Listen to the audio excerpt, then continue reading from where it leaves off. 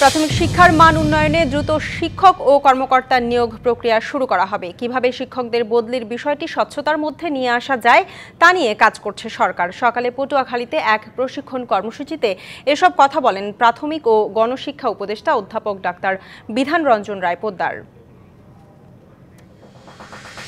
সংস্কারের নামে নির্বাচনকে বিলম্বিত করার সুযোগ দেয়া হবে না বলে মন্তব্য করেছেন বিএনপির ভাইস চেয়ারম্যান আসাদুজ্জামান রিপন। দুপুরে ফরিদপুর বিএনপি দলীয় বিভাগীয় বর্ধিত সভার প্রধান অতিথির বক্তব্যে তিনি এসব কথা বলেন। এ সময় নির্বাচন নিয়ে কোনো টালবাহানা মেনে নেওয়া হবে না বলে হুঁশিয়ারি করেন তিনি।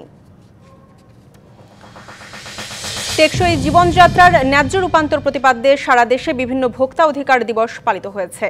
সকালে ঝিনাইদহে কনজিউমার্স অ্যাসোসিয়েশন অফ বাংলাদেশ এর আয়োজনে পায়রা চত্বরে মানববন্ধন পালিত হয়। এ সময় ভোক্তা অধিকার নিশ্চিতে আইন বাস্তবায়ন নিশ্চিতের উপর জোর দেন বক্তারা। সিরাজগঞ্জে ড্রেনের নির্মাণ কাজের সময় দেয়াল ধসে 2 নির্মাণ শ্রমিক নিহত হয়েছে, আহত হয়েছে 3 জন। সকালে শাহেদনগর ব্যাপারীপাড়া এলাকায় ড্রেন নির্মাণের সময় পাশের বাড়ির দেয়াল ধসে চাপা পড়ে সবাই। উৎসবের খুশি হবে নগদে বেশি, কারণ ঘন্টায় ঘন্টায় আছে গিফট জেতার সুযোগ।